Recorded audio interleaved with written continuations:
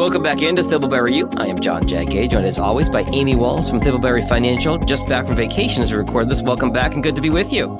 Thank you, Jag. It's fun to be talking to you again. So we're going to talk life insurance today, and full disclosure, this is really kind of a blind spot for me. I have a really hard time getting my head around this stuff, but I do know that, and I think you've mentioned this on a previous podcast, you've got a really personal reason why life insurance is so important to you and your clients, right?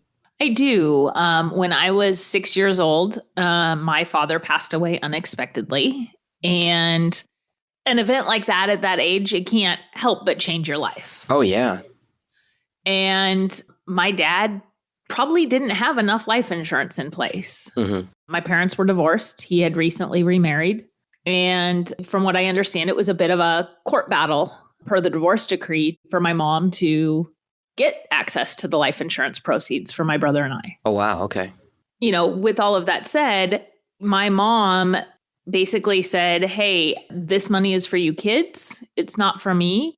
I don't have the financial wherewithal to do what's right with this. And so she put those funds into a trust for my brothers and my education for college. Oh, wow. Okay. My mom was a single mom. My brother's 3.5 years older than I am. And so, you know, it wasn't easy. The work that she didn't pay a lot. And I'd say coming out of college, working in nonprofit, which is what I did initially before I became an advisor, I think I made more than she had ever made in her life. Oh, wow. Okay. So I saw what it was like to experience having lost a parent, having not had that financial support because my mom had chosen to set that money aside for college for the two of us and raise us as if it didn't exist. So that is certainly a real world example of why it is so important to carry life insurance because of the unexpected. So as we get into this, Amy, there's a few different main types of life insurance. Like how many categories? What are we talking here? Yeah, so it depends on how you break it down, like everything in life. There is temporary insurance and then there's permanent insurance. And within the temporary insurance, there's really one type, it's term insurance. And then in the permanent insurance, there's a couple different types. Some people would consider it 2 types, some would consider it 3, but we can talk about all of that. Okay, so let's start with the simpler category or the less broken down category of term insurance, that temporary insurance. What can you tell us about that? Term insurance is there for a temporary need. That's what it's good for. So it might be 5 years or 10 years, 15, 20, 30 years that you have this insurance. It's a set amount, meaning a certain, what we call a death benefit that would pay out if the person who is insured passes away. It's really good when cash flow is low. It doesn't cost as much as permanent insurance. So that's really nice. The last statistic I heard, which I should say I haven't researched recently, is that only 3% of term policies ever pay a death benefit. Okay. People get it because there's a need, but they don't expect it to be there forever. And the reason that I say that, if you think about, well, imagine a staircase from the side. Okay. Okay. And you start out with your first term insurance purchase right at the front of that first step. Okay. And the tread on the staircase, that's the term. It doesn't matter what length of time it is for, but that's your tread. Once you hit the riser on the stair, you're out of term insurance. Now, it may become what's called annually renewable term, where the insurance company says, hey, as long as you pay the new premium, we will keep insuring you. And that premium can change, though, as you get to the end of that term. Yeah. Yeah. Well, let's say that it was a 10-year term policy. Okay. You've had it for 10 years. So the insurance company might say, and it just depends on the policy, at year 11, hey, we'll continue the coverage. You just have to pay this new amount. And it will be at a price that's equal to annually renewable term, which is a term of 1 year. I see. And if you think about it, if you were only to get term insurance for a year, should the insurance company think there's a reason they should be worried? Probably. I'm going to take up skydiving and cliff diving this year. Yes. And should I say without a parachute? on the skydiving. Right. Yeah. Exactly. Yeah. I make the joke, Amy, but what are some situations where you would need this longer term temporary insurance, 10 years, 20 years? You mentioned low cash flow, but like, why would there be a certain period you would want this coverage? Would that be like until your kids were adults or something like that? Or until kids grow up? That's a great example. Think about it this way. When you're starting out your life, you don't have a lot of assets. Mhm. Usually, you may have some debt, especially with student loans these days. Sure. As you build your life and you keep accumulating, but haven't really had savings to match your lifestyle, you have a need for insurance. Okay. But as your savings catches up and you're ultimately financially independent, you no longer have a need. So it's kind of like a mountain. Okay. Need goes up, and as you're becoming more financially independent, the need goes down. I see. Okay. Okay, so temporary insurance could be because of the kids. It could be just because of where you are in life. Until you get onto better financial footing. Okay. Yeah, you've got, let's say in a couple, you've got two people that both have an income, but those incomes aren't high enough to still allow them to reach all the same goals. Okay. And when you lose a loved one, you don't necessarily also want to have to change all your goals. Fair.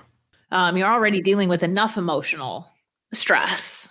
So that need's going up and then it's going down. And so at different points in there, you have different needs for different periods of time.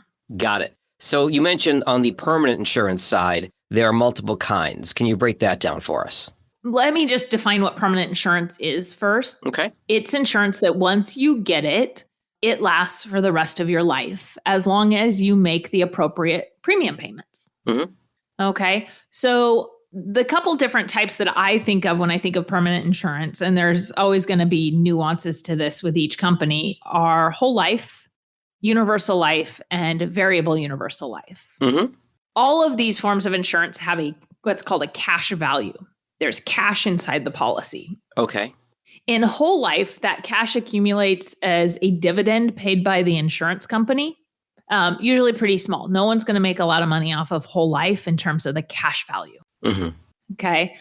This might be a little bit like the Gerber policies, that parents used to get. Some still do for babies. It's funny. My grandmother took out a policy on me when I was 6 months old, and I think I cashed it out before my wedding, and it wasn't worth a lot of money at that point. Exactly. Then you get universal life. And so think of this as you have a death benefit, but it's still got cash inside the policy. And I can explain more about how this cash inside the policy works for all these types of permanent insurance. But it's growing more at rates similar to interest rates that bonds would pay. Okay. Okay. So higher than just a dividend from the insurance company. And the last kind is variable universal life. And here, what you have is actual investments inside the life insurance policy. Mm-hmm. They are similar to mutual funds. They're called subaccounts, but similar to other investments you might buy outside the market. Now, here's the thing about permanent insurance. It's complicated, which makes it confusing. And some of these kinds, like universal life and even variable universal life, they really have a bad rap. Yeah, I've heard that.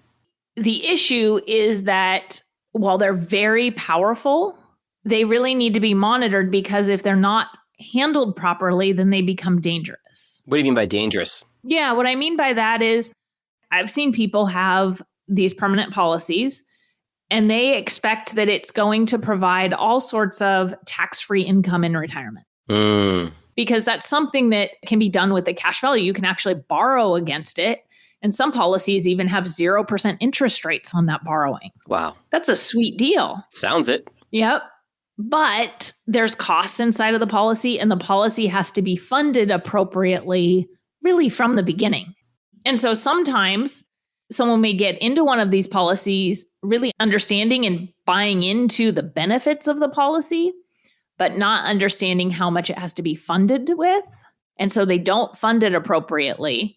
And therefore, none of the ultimate benefits are going to be there because it didn't have appropriate funding. Okay. So in that case, they've planned for something to be an outcome that can't happen. Okay. Yeah, that is scary. So earlier you said, Amy, in terms of the temporary and term policies, that's for a temporary need for low cash flow. Who would be best to invest in a permanent policy, any of these variations of it? Like I said, I think they're powerful and dangerous. I think they're probably one of the most powerful planning vehicles that is out there. So somebody that could benefit from a policy like this could be someone who really says, hey, I have a long-term need for insurance. Mm-hmm. Now, I talked about that curve, that little mountain. But if somebody's done a really good job planning in their life insurance need actually also goes up at the end of life because it's one of the best ways to deal with estate issues. Because it can provide liquidity. I see. That's really what life insurance does, is it provides liquidity in the event someone passes. So when estate taxes are due, for example, or let's say somebody has a vacation home and 3 children that they want to leave the vacation home to, but realize the kids may not be able to afford it, or maybe not all the kids can afford it. So there needs to be liquidity to be able to provide cash to 1 or 2 of the kids instead to level things out. Mm-hmm. Then life insurance is a great way to manage that. So who it's good for is somebody who has that long-term need. They also need to have significant cash flow or assets that could be repositioned. Okay. For example, if somebody's younger getting a policy, one of these permanent policies, you want to know there's going to be consistent cash flow going forward in a high enough amount to fund the policy appropriately. Or that maybe they have employer stock sitting on the sidelines in a significant amount, and they will be able to reposition that over time into one of these policies. Okay. Okay, because then the cash value is now growing tax-free. Are there situations, Amy, where individuals might not need life insurance? Yeah, if somebody is financially independent, then there's not going to be a need. If somebody is single, right, and nobody is relying on them for financial support, and they aren't going to, shall I say, burden somebody else with assets when they leave. So, for example, let's say that, Jag, we'll talk about you and we'll say you're single at this point. Okay. You own your home though, but you still have a mortgage, and your mom is your beneficiary. Okay.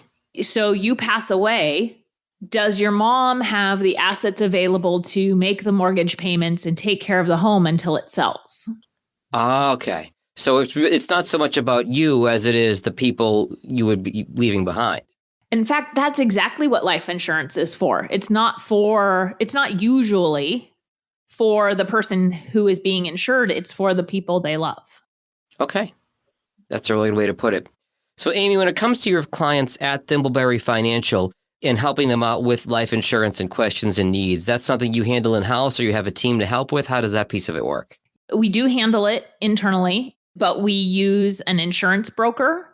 So we are the go-between for the clients, working with the insurance broker to implement whatever insurance needs the client has. Got it. One more piece of your client's financial future that you facilitate at Thimbleberry Financial. And if one of our listeners wants to get some help with planning their future, what are the best ways to find you? Yeah, they can give us a call at 503-610-6510 or find us online at thimbleberryfinancial.com. Awesome. Good stuff. As always, Amy, we'll talk again soon. Sounds good, Jag. Thanks.